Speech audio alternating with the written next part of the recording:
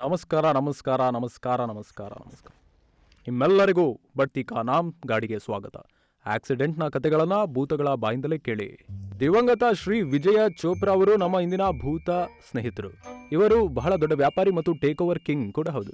ನಾವು ಹೇಗೆ ತರಕಾರಿ ಮಾರ್ಕೆಟ್ಗೆ ಹೋಗಿ ಸೇಬು, ಕಿತ್ತಳೆ ಹಣ್ಣು, ಆಲೂಗಡ್ಡೆ, ಟೊಮೊಟೊ ಇತ್ಯಾದಿಗಳ ಖರೀದಿ ಮಾಡ್ತೀವಲ್ಲ, ಹಾಗೆ ಇವರು ಶೇರ್ ಮಾರ್ಕೆಟ್ಗೆ ಹೋಗಿ ದೊಡ್ಡ ದೊಡ್ಡ ಕಂಪನಿಗಳು ಸಂಪೂರ್ಣವಾಗಿ ಖರೀದಿ ಮಾಡ್ತಿದ್ರು.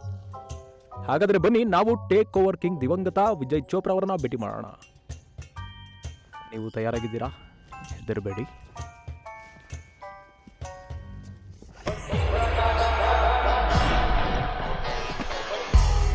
ವಾಹ್, ಈಗೇನು ಸ್ವಲ್ಪ ಸ್ವಲ್ಪ ನನ್ನ ಭಯವು ಕಡಿಮೆ ಆಗ್ತಾ ಇದೆ.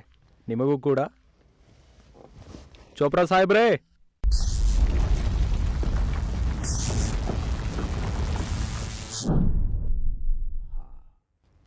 ಬಂದಿದ್ದಾರೆ. ನಮಸ್ಕಾರ ಶ್ರೀ ವಿಜಯ್ ಚೋಪ್ರಾ ಸಾಹೇಬ್ರಿಗೆ. ಹಲೋ ಮಿಸ್ಟರ್ ಹೋಸ್ಟ್, ಹೇಗಿದ್ದೀರಾ ನೀವು? ನಾನು ತುಂಬಾ ಚೆನ್ನಾಗಿದ್ದೀನಿ sir. Welcome to the show. ನೀವು ನನ್ನನ್ನ ವಿಸಿ ಎಂದು ಕರೆಯಬಹುದು. ಸರಿ ಸರ್, ವಿಸಿ ನಿಮ್ಮೊಂದಿಗೆ ಮಾತನಾಡೋದ್ರಿಂದ ಬಹಳ ಸಂತೋಷವಾಗುತ್ತೆ, ಹಾಗೂ ನಿಮ್ಮ ಅನುಭವ ಸಹ ತಿಳಿಬಹುದು. ಸರಿ ಸರ್, ಎಲ್ಲರೂ ನಿಮ್ಮನ್ನ ಟೇಕ್ ಓವರ್ ಕಿಂಗ್ ಎಂದು ಕರೀತಾರೆ. ನಮ್ಮ ವೀಕ್ಷಕರು ಅದರ ಅರ್ಥವೇನೆಂದು ತಿಳಿಯಲು ಬಯಸ್ತಾರೆ.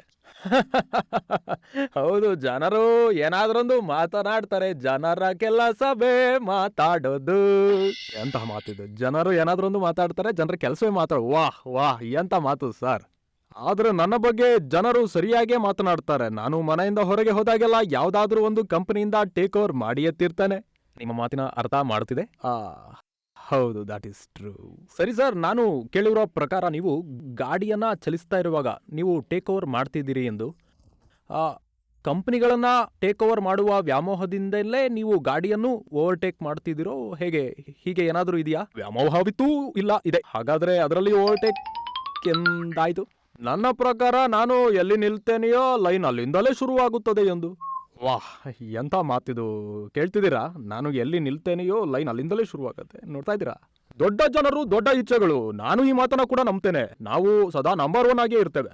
ವಾಹ್ ವಾಹ್ ವಾಹ್, ಇವರು ಬಹಳ ಅದ್ಭುತ ವ್ಯಕ್ತಿ. ನಮ್ಮ ಸೂಪರ್ ಕಾರು 0ಯಿಂದ 100ಕ್ಕೆ 2.3 ಸೆಕೆಂಡ್ಗಳಲ್ಲಿ ತಲುಪಿ ಬಿಡುತ್ತೆ. ಯಾರು ನೋಡಿಸ್ತಿದ್ರು ಅಥವಾ ರಾಕೆಟ್ ನೋಡಿಸ್ತಿದ್ರು? ಈಗ ನನ್ನ ಗಾಡಿಯ ಎದುರು ಯಾರಾದ್ರೂ ಆಮೆಯ ತರ ಗಾಡಿಯನ್ನ ಓಡಿಸ್ತಿದ್ರೆ ಅವ್ರನ್ನ ಓವರ್ಟೇಕ್ ಮಾಡದೆ ಸುಮ್ನಿರ್ಲಾರೆ. ಅಂದ್ರೆ ಆಗ ನೀವು ಸುಮ್ಮನೆ ಇರ್ಲಿಲ್ಲ, ಈಗ್ಲಾದ್ರೂ ನೀವು ಸುಮ್ಮನಿದ್ದೀರಿ. ಹೌದು, ಅದು ಕೂಡ ಸತ್ಯವೇ.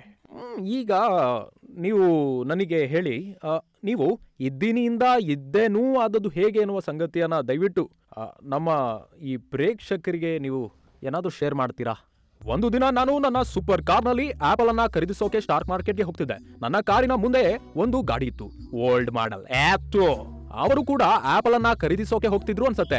ಅವರಿಗೆ ನನ್ನ ಲೇಟೆಸ್ಟ್ ಮಾಡೆಲ್ ಕಾರನ್ನ ಯಾಕೆ ತೋರಿಸಬಾರದು ಎಂದು ಅನಿಸ್ತು. ಅದರಿಂದ ನಾನು ನನ್ನ ಗಾಡಿಯನ್ನ ವೇಗವಾಗಿ ಚಲಿಸಿ ಅವರ ಮುಂದೆ ಓವರ್ಟೇಕ್ ಮಾಡಿ ಹೋಗಲು ಯತ್ನಿಸಿದೆ.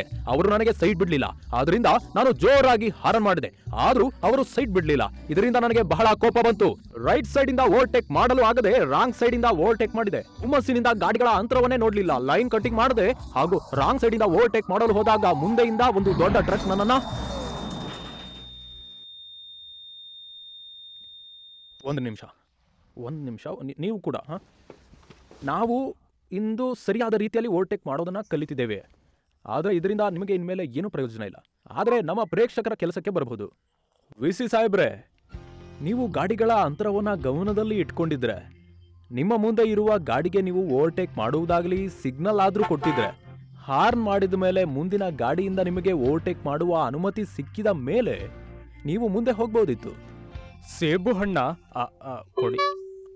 ಆಪಲ್, ಬಹುಶಃ ಆಪಲ್, ಈರುಳ್ಳಿ, ಆಲೂಗಡ್ಡೆ, ಟೊಮೊಟೊ ಏನಾದ್ರೂ ಇರಲಿ. ಸರಿ, ಇನ್ನೊಂದು ವಿಷಯ, ನಿಮ್ಮೊಂದಿಗೆ ನಡೆದ ಘಟನೆಯನ್ನ ನೀವು ನಮ್ಮ ಪ್ರೇಕ್ಷಕರೊಂದಿಗೆ ಹಂಚಿಕೊಳ್ಳಲು ಬಯಸ್ತೀರಾ?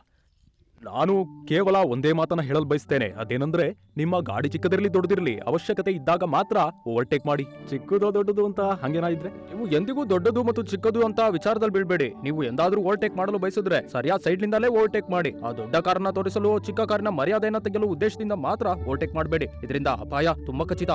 ಹೇಳಿದಿರಾ? ಇದು ಬಹಳ ಒಳ್ಳೆಯ ಮಾತು. ಅರೆ, ಇದು ಚಿಕ್ಕ ಗಾಡಿ ಎಂದಾಕ್ಷಣ ಓವರ್ಟೇಕ್ ಮಾಡಲು ಹೋಗಿ ಲೇಟ್ ಆಗುತ್ತೀರೋ ಗೊತ್ತಿಲ್ಲ, ಆದ್ರೆ ಲೇಟ್ ಅಂತೂ ಖಂಡಿತ ಆಗುತ್ತೀರಿ. Sir, thank you very very much. ನಿಮ್ಮ ಕಥೆಯನ್ನ ನಮ್ಮೊಂದಿಗೆ ಹಾಗೂ ನಮ್ಮ ಪ್ರೇಕ್ಷಕರೊಂದಿಗೆ ಹಂಚಿಕೊಂಡಿದ್ದೀರಿ. ನಿಮ್ಮ ಮಾತುಗಳಿಂದ ನಮ್ಮ ಪ್ರೇಕ್ಷಕರು ಒಳ್ಳೆಯ ಪಾಠವನ್ನ ಕಲ್ತಿದ್ದಾರೆ ಅಂತ ನಂಬ್ತೀನಿ. ಹಾಗಾದ್ರೆ ಬನ್ನಿ, ಇದರೊಂದಿಗೆ ನಾವು ನಮ್ಮ ಇಂದಿನ ಬಂಪರ್ ಸ್ಟಿಕ್ಕರ್ ಅನ್ನ ನೋಡೋಣ. ಗೆಳೆಯ, ಯಾರು ಸರಿಯಾದ ರೀತಿಯಲ್ಲಿ ಓವರ್ಟೇಕ್ ಮಾಡುವುದಿಲ್ಲವೋ ಅವರ ಜೀವನದ ಟೇಕ್ ಓವರ್ ಆಗಿ ಹೋಗುತ್ತದೆ. ಹಾಗಾದರೆ ಬನ್ನಿ, ನಾವು ನಮ್ಮ ಮುಂದಿನ ಎಪಿಸೋಡ್ನಲ್ಲಿ ಭೇಟಿಯಾಗೋಣ ಒಂದು ಹೊಸ ಭೂತದೊಂದಿಗೆ, ಒಂದು ಹೊಸ ಕಥೆಯೊಂದಿಗೆ. ಅಲ್ಲಿಯವರೆಗೂ ಜಾಗರೂಕರಾಗಿರಿ ಹಾಗೂ ಸೇಫ್ ಆಗಿ ಗಾಡಿಯನ್ನು ಚಲಾಯಿಸಿ ಮತ್ತು ಬಾಯ್ ಬಾಯ್.